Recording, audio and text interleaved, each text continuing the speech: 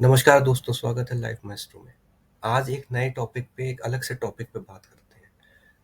ऐसी कौन सी चीजें हैं जो हमारा युवा वर्ग सबसे ज्यादा गलत कर रहा है? What are those things which are youth is doing wrong? देखिए, जो लोग इस स्थिति से गुजर चुके हैं उन्हें पता होता है युवा उम्र में सपने और शक्ति बहुत ज्यादा होती है, लेकिन उस शक्ति को केंद्रित करने की क्षमता युवा में नहीं होती। उसके लिए उसको किसी रास्ता दिखाने वाले के साथ की ज़रूरत होती है, जो बहुत कम युवाओं को मिलता है कम उम्र में। जब तक ये बात उनकी समझ में आती है तब तक उम्र निकल चुकी होती है। इसलिए आज इन चीज़ों पे बात करेंगे और ये चीज़ें आप अपने बच्चों को दिखाएं, अपने दोस्तों को, अपने रिश्तेदारों को दिखाएं और उनसे इन चीज़ों पे इन चीज़ों को सही करने की बात कहें। आइए शुरू करते हैं। देखिए, सबसे पहली चीज़ जो गलत की जा रही है वो है इंश्योरेंस को इग्नोर किया जा रहा है। युवा वर्ग लाइफ इंश्योरेंस का महत्व नहीं समझता। जितने माँ बाप ये वीडियो देख रहे हैं या जो मध्यम उम्र में आ चुके हैं, मिडिल एज में आ चुके हैं, वो इस चीज़ को इग्नोर ना करें। उनके छोटे भाई बहन हैं, बच्चे हैं, उनको लाइफ इंश्योरेंस का महत्व समझाएं। कौन सा म्यूचुअल फंड, कौन सा घर, कौन सा विदेश का ट्रिप, कौन से सपने पूरे होंगे जब आप जिंदा ही नहीं रहेंगे और आपके परिवार के पास आगे कुछ काम करने के लिए धन ही नहीं होगा। युवाओं को ये समझ में नहीं आता। ये माँ बाप और बड़े भाई बहनों और रिश्तेदारों का जिम्मेदारी है कि उनको जीवन बीमा, लाइफ इंश्योरेंस का महत्व समझाएं। सबसे पहले लाइफ इंश्योरेंस लेना है, नौकरी लगते ही लाइफ इंश्योरेंस लेना है। और टर्म इंश्योरेंस के झांसे में ना आए। टर्म इंश्योरेंस हर किसी को नहीं मिलता। अगर आपको टर्म इंश्योरेंस नहीं मिल रहा तो नॉर्मल एंडाउमेंट प्लान ले जिसमें पैसे डालने पड़ते हैं, पर इंश्योरेंस कंपलसरी है लेना लाइफ में। जितना जल्दी लेंगे उतना फायदे में रहेंगे। अगर आपको ये समझ नहीं आ रहा है कौन सी उम्र में कौन सा इंश्योरेंस लेना है, उसको कितने समय तक चलाना है और किस उम्र में कौन सा इंश्योरेंस बंद करवा देना है, तो नीचे कमेंट में लिखिए, अपना व्हाट्सएप का नंबर लिखिए, आपको कांटेक्ट किया जाएगा। आपको ये चीज़ समझाई जाएगी कि इंश्योरेंस को प्लान कैसे करना है। दूसरी चीज़ जो आपको करनी है वो है अपनी नॉलेज, अपने स्किल को लगातार अपग्रेड करते रहना, नई नई चीज़ें सीखना और उनको लागू करना। जो लोग अपने ऊपर इन्वेस्ट नहीं करते, अपनी नॉलेज पे इन्वेस्ट नहीं करते, वो जीवन में कभी तरक्की नहीं करते किसी भी तरीके से। 10 साल बाद कौन से तरीके की नौकरियां होंगी, किस शहर में होंगी, किस तरीके के लोगों की डिमांड होगी वहां पे, किस स्किल की डिमांड होगी, वो आप जब 10 साल पहले झांक के देख लेंगे तभी आप उसमें तरक्की करेंगे, तभी आप उस पर पैसा बना सकते हैं। बाकी लोग म्यूचुअल फंड ही खेलते रह जाएंगे और उसमें भी पैसे नहीं बनवा पाएंगे। तीसरी चीज जो युवाओं को करनी है वो है अपनी कर्म भूमि का चुनाव करना और उसे फिक्स कर देना। मैं कहाँ काम करूंगा और यही मेरा बेस बनेगा आगे का। मेरी आने वाली पुश्तें यहीं रहेंगी, यहीं से काम करेंगी। ये 22 साल की उम्र में ही तय हो जाना चाहिए।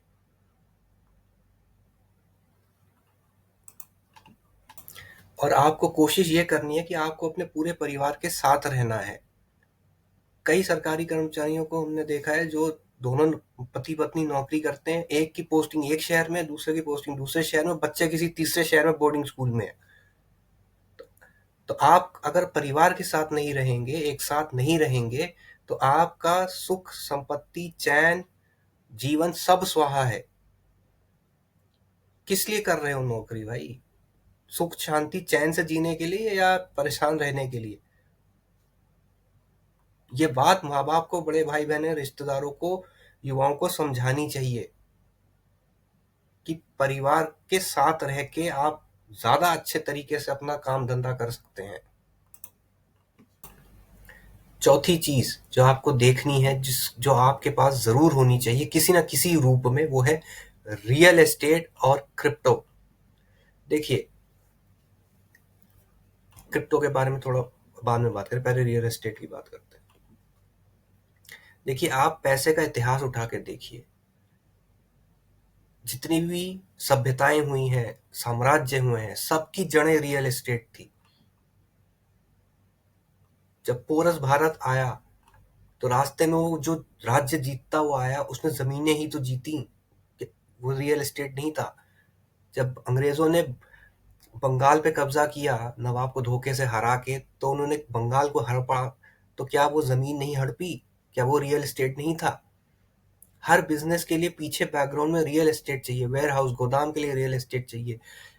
आईटी इंडस्ट्री में लोग कहते हैं कि सब कुछ इंटरनेट से चलता है, अरे चलता है, पर डेटा सेंटर, उसके सर्वर रखने के लिए जमीन चाहिए, वो रियल एस्टेट नहीं है क्या? सोने के लिए रियल एस्टेट नहीं चाहिए? आदमी तो काम कर रहा है, मशीन थोड़ी ना काम कर रही है। तो युवाओं को रियल एस्टेट में एक्सपोजर होना चाहिए। और आज की हालत ये है कि कोई भी नया बच्चा जो कॉलेज से निकलता है, वो बड़े शहर में रियल एस्टेट किसी भी तरीके से ले ही नहीं सकता। आज भी भारत में रियल एस्टेट खरीदने की एवरेज जो इनकम है, वो 20 साल की कमाई के बराबर है। लंदन में ये कमाई 40 से 50 साल हो चुकी है। वहां के माँ बाप की दिक्कत ये है, परेशानी ये है, नौकरी नहीं है बच्चों की, दिक्कत परेशानी ये है कि वो बड़े शहर में घर ले ही नहीं सकते। उनको उनकी पुश्तों को हमेशा किराए पे ही रहना पड़ेगा, अगर किराया भी ना दे पाए तो फुटपाथ पे सोना पड़ेगा। ये हालत हो चुकी है न्यूयॉर्क, लंदन, यूरोप के ज्यादातर शहरों की। क्यों? क्योंकि माँ बाप ने ये सोचा ही नहीं कि रियल एस्टेट बड़े शहरों में इतना महंगा हो जाएगा और नौकरियां सारी बड़े शहरों में चली जाएंगी। भारत में भी यही हो रहा है। तो अपने बच्चों को कहिए कि जैसे ही उनकी स्थिति थोड़ी अच्छी हो, वो रियल एस्टेट बड़े शहर में जरूर ले लें। और अगर नहीं ले पाते तो माँ बाप के साथ मिल के ले, माँ बाप इसमें बच्चों का सहयोग करें। इसमें जिम्मेदार माँ बाप भी हैं, वो बच्चों का सहयोग नहीं करते। बच्चे के पास पैसा नहीं है, पैसा माँ बाप के पास है, लेकिन माँ बाप बच्चे को खरीदने के लिए पैसा दे नहीं रहे हैं। ये दिक्कत है। ये बात माँ बाप को भी समझनी है और फिर बच्चे को समझानी है। अब बात करते हैं क्रिप्टो की, बिटकॉइन। देखिए, हर युग में पैसा बनाने की एक मशीन होती है। 1900 में जब तेल की खोज हुई, तो पैसा तेल से बना। उसके बाद पैसा आया, फिर टूरिज्म में शिफ्ट हुआ, वर्ल्ड टूरिज्म, फिर डिफेंस का आया। इस तरीके से साइकिल होते हैं जो कई कई सालों तक चलते हैं। अब जो साइकिल है वो पूरा डिजिटल है, और डिजिटल में जो पैसा बनाने का फाउंडेशन है वो है क्रिप्टो, बिटकॉइन। शेयर मार्केट तो चुन्नू मुन्नू चीजें हैं बिटकॉइन के सामने। लोग 20 साल में 20% बनाते हैं, या एक दिन में 500-500% भी बनता है एक दिन में। लेकिन सीखना पड़ता है, ऐसे नहीं है, तुक्का नहीं है, साइंस है। सीखना पड़ेगा, समय देना पड़ेगा। ये बात युवाओं को समझाइए कि पैसा बनाने के लिए कई तरीके हैं, इस तरीके में फोकस करें। और बिटकॉइन के बारे में खास चीज, बिटकॉइन खानदानी दौलत है। जिसने आज बिटकॉइन नहीं खरीदा, उसकी आने वाली पुश्तें उसे गाली देंगी कि सो रहे थे क्या जब ये सब हो रहा था। ये बात अपने बच्चों को समझाइए। अगर आप समझना चाहते हैं तो नीचे कमेंट में लिखिए, इस पे भी अलग एक डिटेल्ड वीडियो बनाएंगे। वैसे मैं ऐप्स का नाम और रेफरल कोड डाल दूंगा, जिसको लॉगिन बनाना हो बना ले। नीचे कमेंट में लिखे लॉगिन बना लिया, उसको समझाया जाएगा कैसे इन्वेस्ट करा जाता है, किसमें कितना कब करना है, कब निकालना है। इस पे भी अलग से वीडियो बना देंगे। 5वीं चीज जो आपको करनी है वो है कंपाउंडिंग। अब कई लोग कहेंगे हाँ, कंपाउंडिंग तो हमने सुना है, वो मैथ्स में पढ़ाया जाता है। अरे नहीं भाई, वो कंपाउंडिंग नहीं, रिश्तों की compounding. Invest in compounding of relationships. अच्छे रिलेशन बनाएं, कम रिलेशन बनाएं, और फालतू के लोग जो आपके जीवन में चरस बो रहे हैं, उनको अपने जीवन से लात मार के बाहर निकालें। कई लोग इतिहास में ऐसे एग्जाम्पल हैं जो कम रिश्ते बनाते हैं, अच्छे रिश्ते बनाते हैं, और उसी से लाइफ में ग्रो करते हैं। ऐसे दो, अभी हाल ही का एक एग्जाम्पल देता हूँ। दो गुजराती दोस्त थे, स्कूटर पे बैठ के काम करते थे, और आज देखो कहाँ है। इशारा समझ गए होगे। तो ऐसे रिश्ते बनाए जाते हैं, इनमें इन्वेस्ट किया जाता है।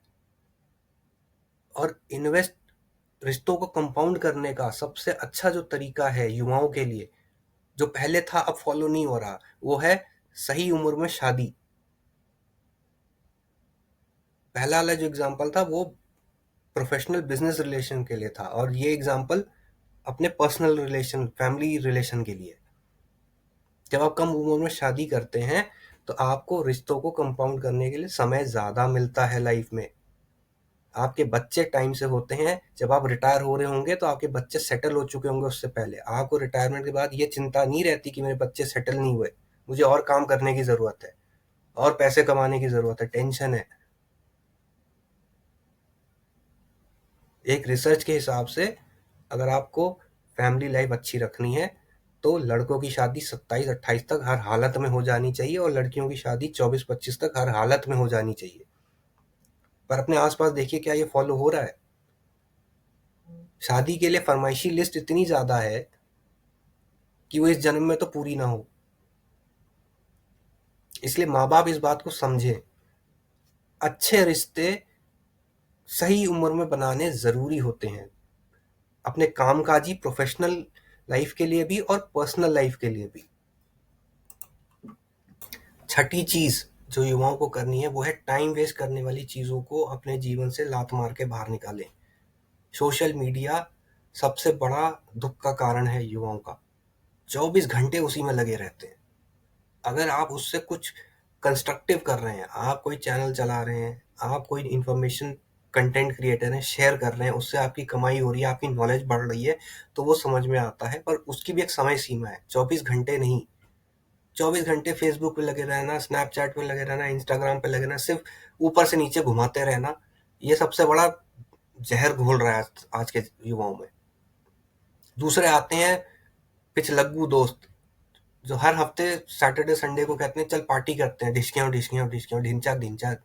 इनको भी जीवन से बाहर निकालो, ये किसी काम के नहीं है और तुम्हें भी किसी काम का नहीं छोड़ेंगे। हर हफ्ते घूमने चलते हैं, अरे इनको भी हटाओ। नकारात्मक सोच वालों को हर चीज में ना बोलते हैं, हमसे ना हो पाएगा, अरे वो तुम्हें भी कुछ ना करने देंगे, इनको भी हटाओ। ऐसे रिश्तों को, इसीलिए कहा रिश्तों की कंपाउंडिंग।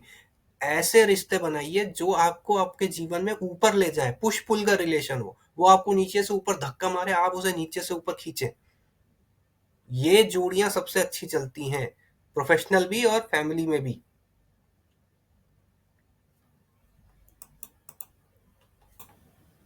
सातवीं चीज जो युवाओं को करनी है वो है कंजूस लोगों की अपने जीवन में नो एंट्री।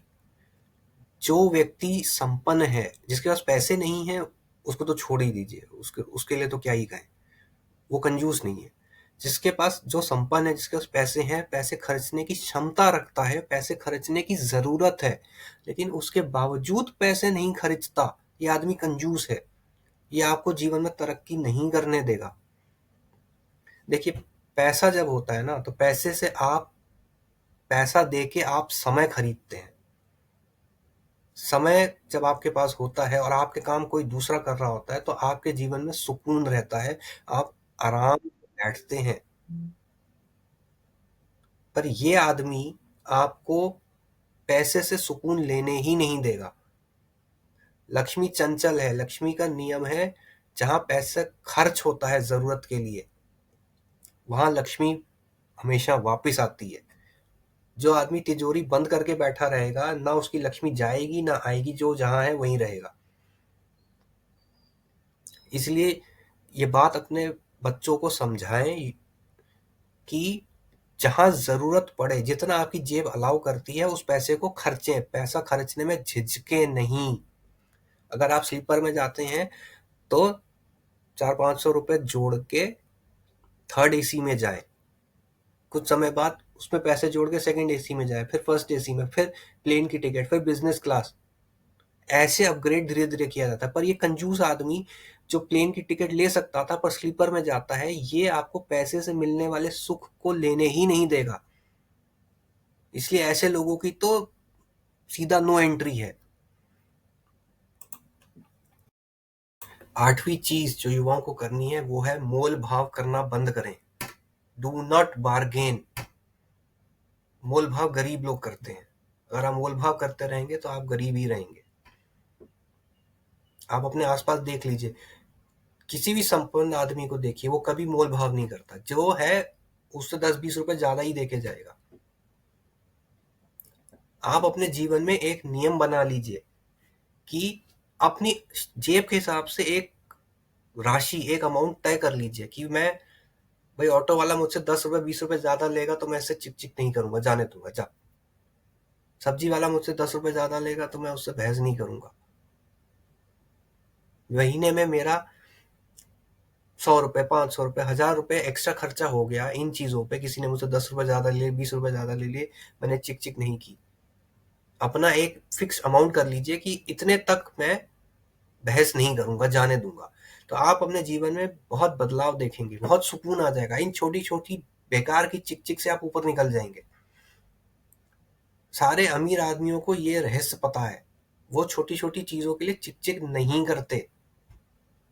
बड़े बड़े जो राजनेता हैं उनको भी ये चीज पता है, वो छोटी छोटी चीजों के लिए ध्यान नहीं देते हैं। कोई बड़ा आदमी छोटी छोटी हर चीज पे ध्यान नहीं देता। तो आप पैसे की चिक चिक को बंद करें और अपना एक अमाउंट फिक्स कर लें कि इससे नीचे पे मैं चिक चिक नहीं करूंगा किसी से भी, और अपने जीवन में बदलाव और सुकून देखें कितना आता है। नवी चीज जिस पे ध्यान देने की जरूरत है, जो लगभग 99% युवा गलत ही कर रहे हैं, वो है घूमने का तरीका। दोस्तों के साथ घूमने निकल गए, कभी यहाँ चले गए, कभी वहां चले गए, कभी इस शहर चले गए, कभी उस शहर चले गए, कभी विदेश चले गए, जो ज्यादा पैसे वाले हैं, घूम के पैसे खर्च के फोटो खिंचा के वापिस आ गए। भाई ये घूमने का तरीका नहीं है। अब लोग कहेंगे तो सब तो ऐसे ही घूमते हैं। नहीं जी, सब ऐसे नहीं घूमते। आम आदमी ऐसे घूमता है, खास आदमी, अक्लमंद आदमी ऐसे नहीं घूमता। कोई बिजनेसमैन ऐसे नहीं घूमता। वो बिजनेस ट्रिप करता है, डील करता है, और बिजनेस ट्रिप के बीच में सैंडविच की तरह अपनी पर्सनल ट्रिप घुसा देता है। उसकी पर्सनल ट्रिप फ्री होती है, वो घूमने पे पैसे नहीं खर्चता। सारा मिडिल क्लास घूमने पे पैसा खर्चने में लगा हुआ है। तो इस चीज को सीखें।